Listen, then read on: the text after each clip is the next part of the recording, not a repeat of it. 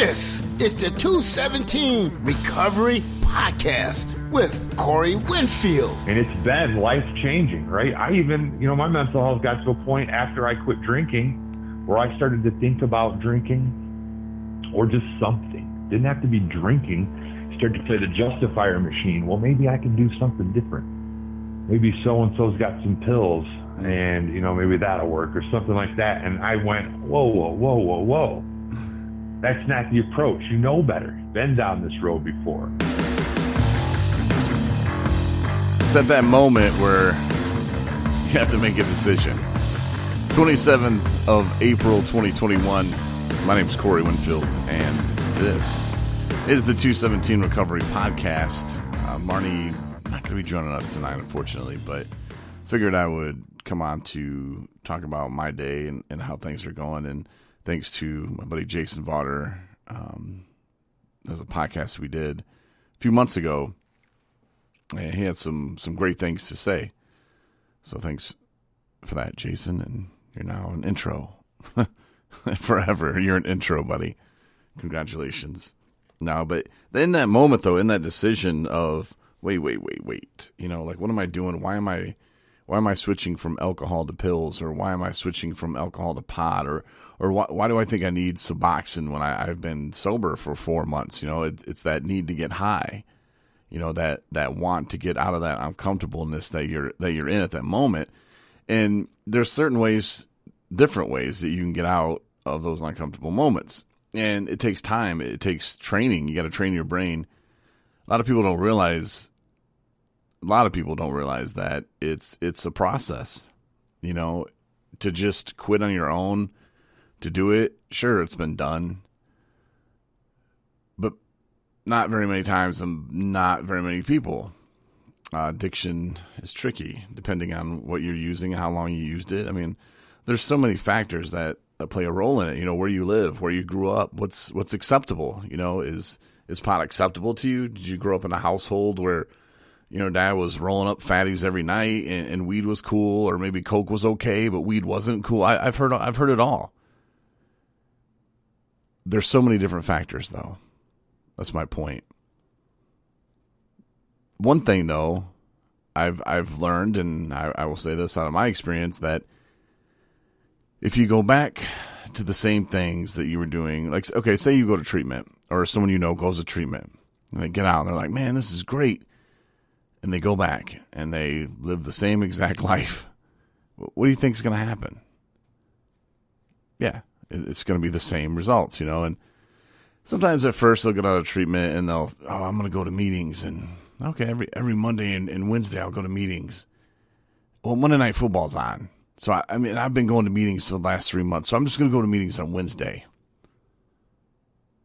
Oh, well, I got a hot date this Wednesday, and I'll just go this weekend.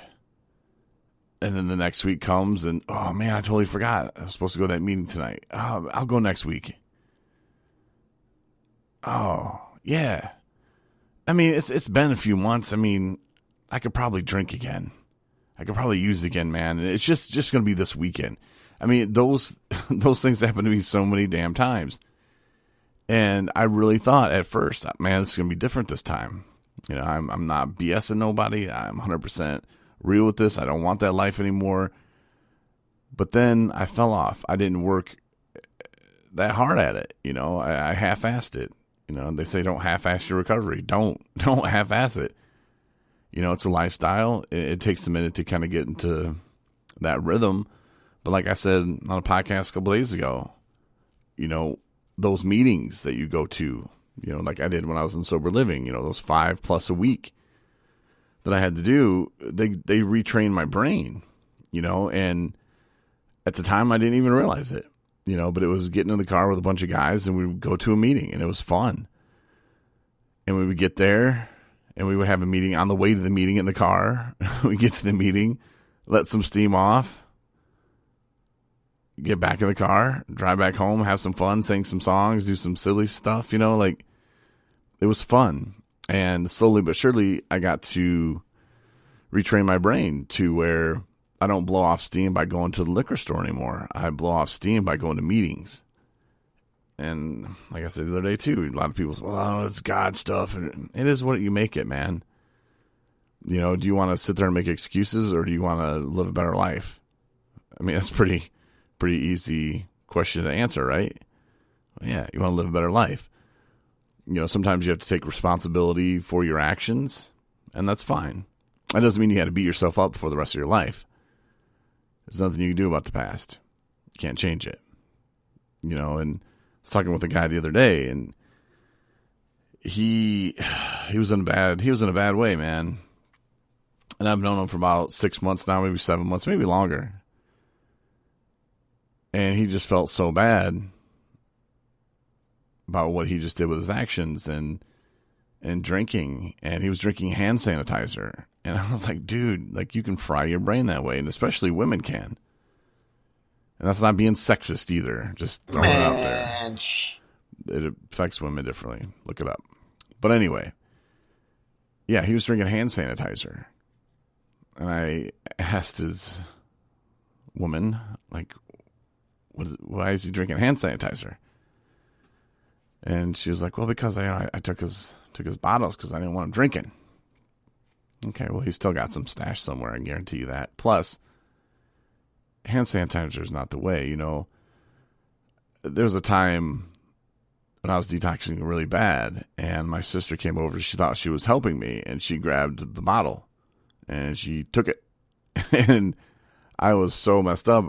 Not messed up like drunk, but like messed up detoxing. You know, like I was going through withdrawal so bad, I couldn't do anything. And for a lot of people, that's very dangerous. I'm not saying go and give them a half gallon, but, you know, taking the alcohol away immediately, in my professional opinion, as a radio broadcaster, probably not the best thing to do. Again, don't go buy them a half gallon or get them a keg of beer or anything, but, you know, get them to a place where they can get help, like a detox facility. And with COVID and everything going on right now still, yeah, I heard there's a couple more strands or strains or whatever, Brazilian or a P1 or the England or whatever they're called. The California strain that's flying around, you know. It's like, oh my gosh, like, is this stuff ever going to end? Who knows? You know, all we have is right now. But with the COVID stuff going on, a lot of detoxes had to limit how many people are in there. Same thing with treatment centers. So that, and on top of, hey, go isolate, you know, that's what we're told not to do. So for someone who's going through it in early recovery, I feel for you, man. But at the same time, you can't let that be your excuse. You can do anything you want. But I personally don't think it's good to let that be your excuse for too much longer.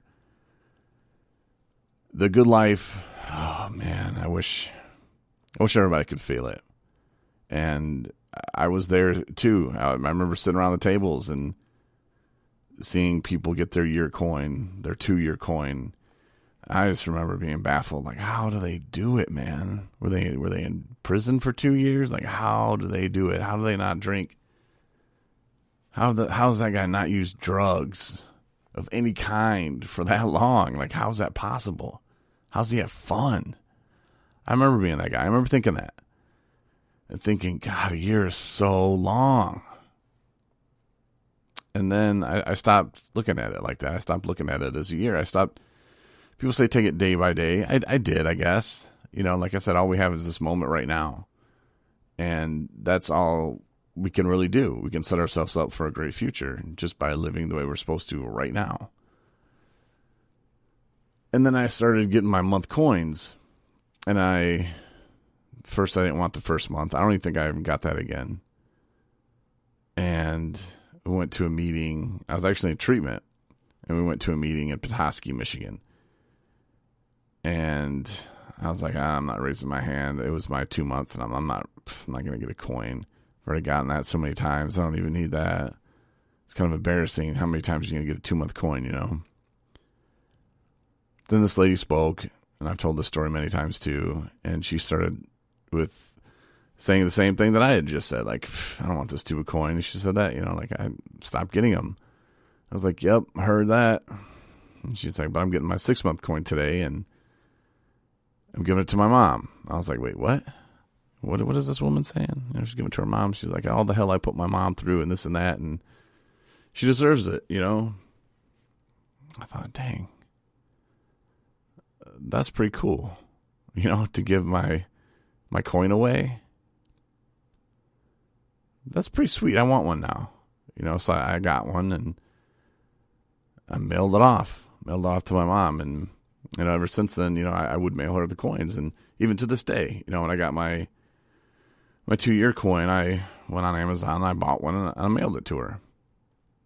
That's something for her, and I look forward to those. And it was one of the first times where I started realizing that I'm doing stuff for other people now, and that might not seem like, no, I'm not like going to paint her house or anything like that, or not splitting wood, but I'm giving her something. I'm doing something for someone else, and it's kind of selfish, sure, because it makes me feel good to give something to someone else. And there's only one way to do it, and that was for me not to drink, not to use drugs, for me to do the right things every single day so that in 30 days I can get another coin and mail it off. It was like the best day of the month for me. And if I was a couple days late, or if it was a Sunday or something, I couldn't mail it out just that day, I'd get a call. What are you doing? Where's my coin? And then I started mailing them to siblings. And that kind of ticked her off. She's like, wait a minute, hold on. Well, where's my 7-month coin? She's like, I want it too. And I could have went to one meeting and just been like, hey man, can you give me 2 coins? But I thought, you know what? They're going to bust my ass. If I go to one meeting and say, hey, I need a coin for my sister and for my mom, they would probably say, well, then you need to go to another meeting.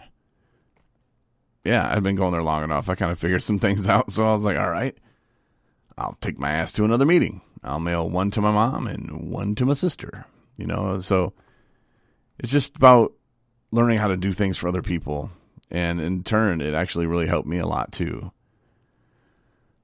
Another friend of mine, man, I don't know what to do. Like, he was set up for everything that you kind of want. He had treatment, he went to sober living, then he got girl crazy, I guess you could say, and he took off.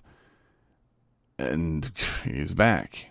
And he's the kind of guy, like, each time that I've assisted him into getting to the right places, he would get out and just not change anything.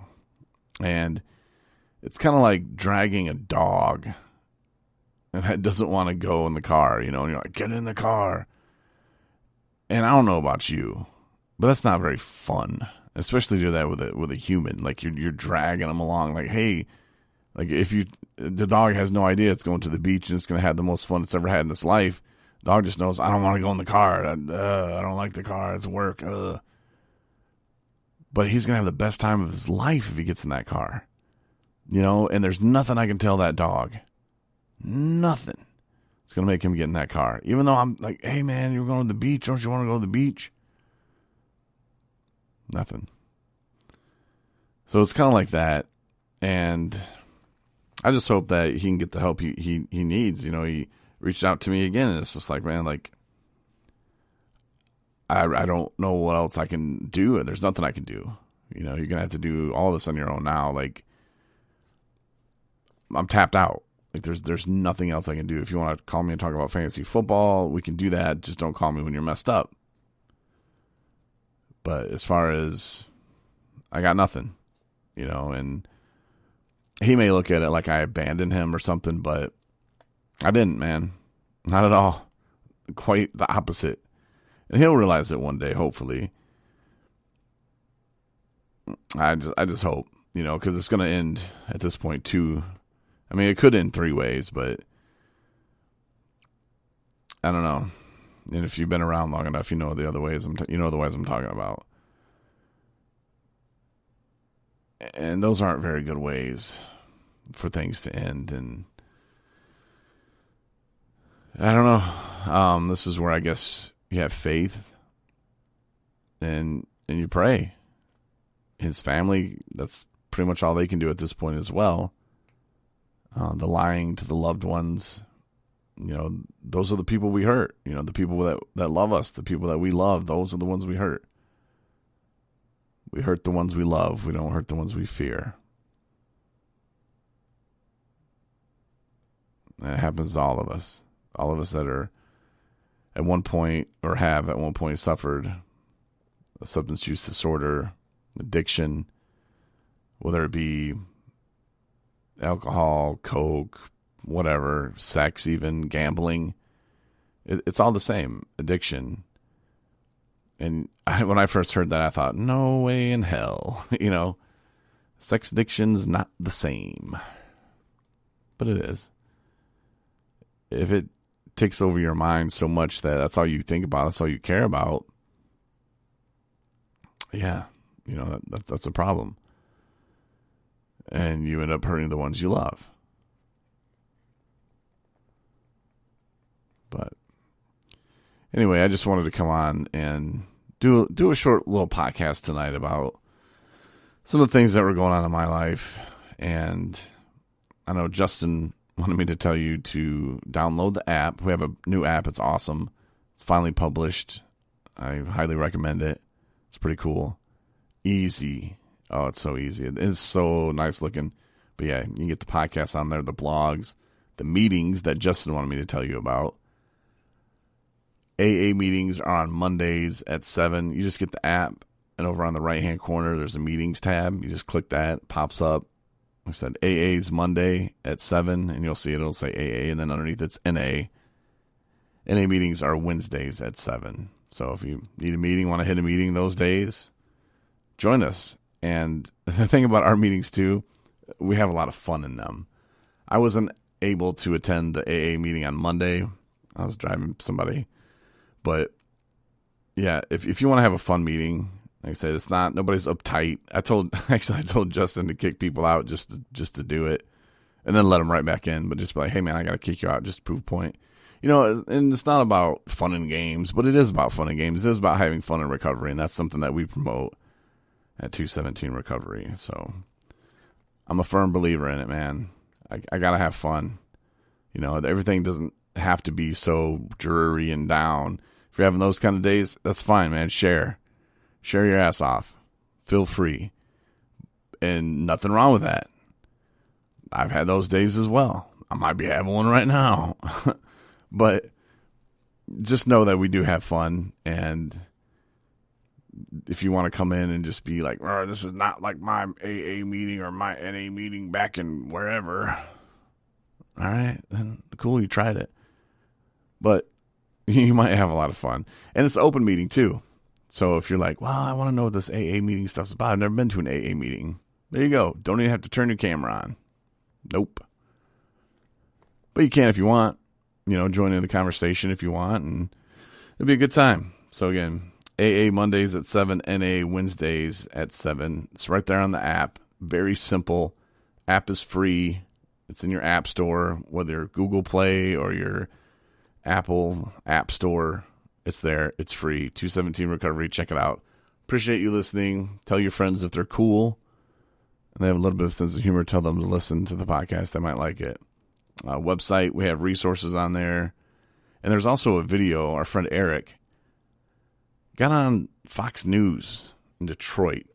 And he works for FAN, Families Against Narcotics. And they were interviewing him. And he's so funny. He's wearing his 217 Recovery hat. And he was like, dude, I'm supporting you guys, man. I love you guys.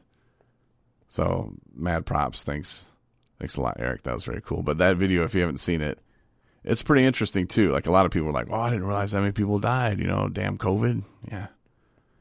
Yeah, I'm talking about people who struggle with substance use disorder have died because of COVID. And they're not being counted. But you know what? In Traverse City, we got hair salons open. We got nail salons open. They're getting like government money and stuff like that, and yoga shops. So that's pretty cool. Love it. Thanks, Whitmer. I support you. Anyway, not political. Just leaving. I'm done. See ya. Out.